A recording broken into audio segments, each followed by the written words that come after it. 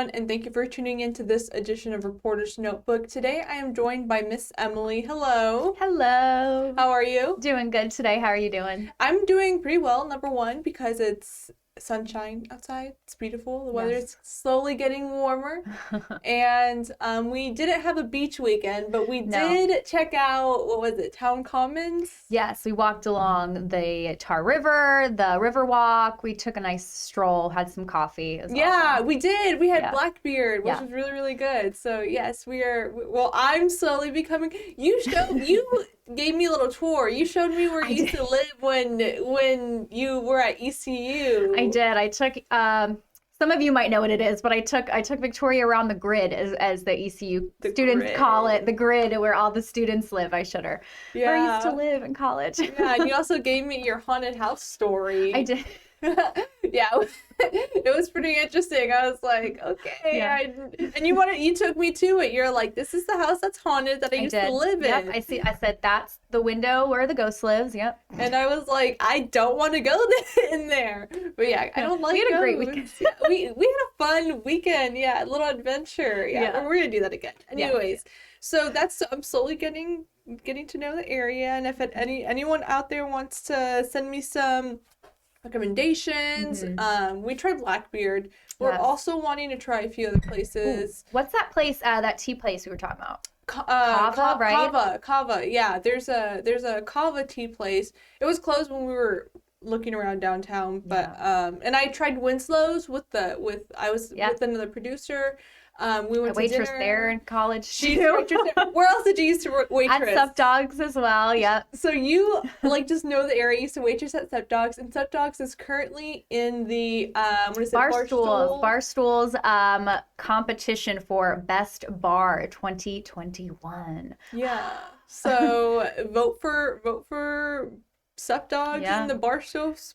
Yeah. What is it? Barstools? Yes, Barstools Best Bar. Best Bar. It's a tongue twister. But yes, they've won. Sup Dogs has won 2 times in a year. They're going for the 3rd year in a row. So we'll see if we can do it, Eastern North Carolina. Very, very interesting. Okay, so besides our wonderful weekend where I'm getting to know the area a little bit more, today we had our podcast episode, and every Tuesday we record our podcast. We had 2 guests join us. One we're going to air next week, but today we had Dr. Irving Joyner. So do you want to give a little bit of background information about why we had him on and who he is?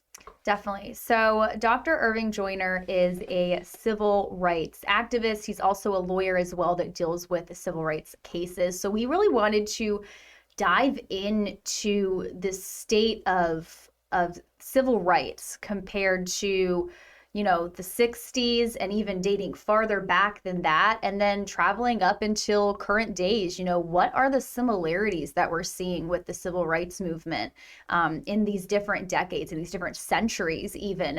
It's really fascinating. And, he talks about the important aspects of how to talk about this how to bring up this conversation, how to have open dialogue, how to educate others about this by, sharing experiences that people have had and really just having that open conversation. Mm-hmm. And one of the reasons that this podcast is relevant to today is because the Derek Chauvin trial started yesterday. Today's day 2.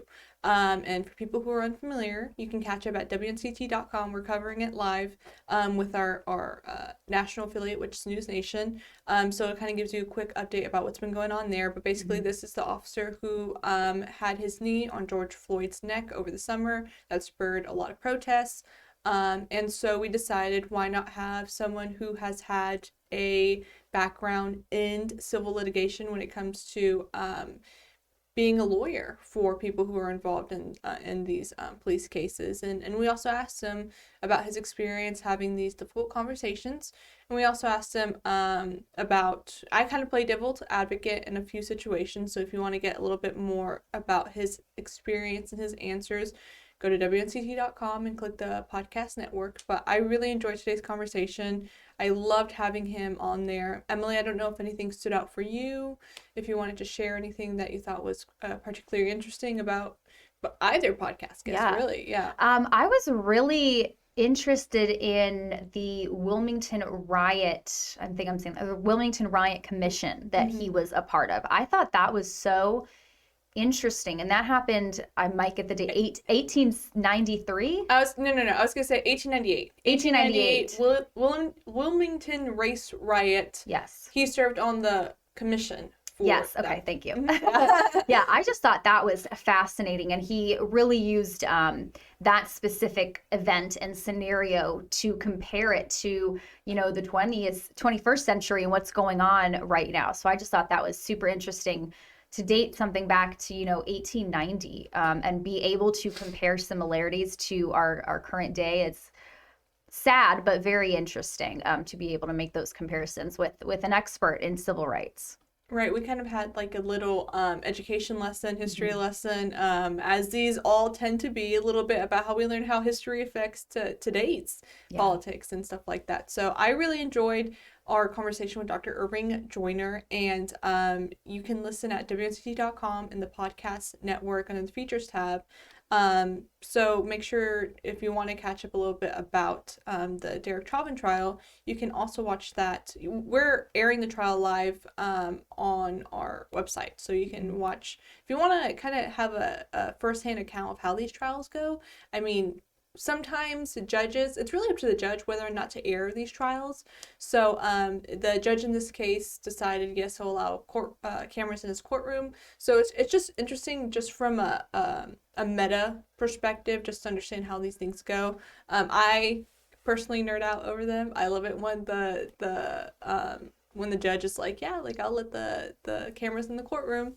So. And this case is just so fascinating in and of itself, just because of this has been such everybody around the country knows something about this case, so jury selection in and of itself was just so complicated and kind of difficult for these judges to select, because everybody kind of already has an idea of what happened, or they know something about the case already because of the media. So it was very difficult to find purely impartial jurors, which is something that's super important, of course, in our justice system. So this case is very interesting. It's and then also touching on the jury selection.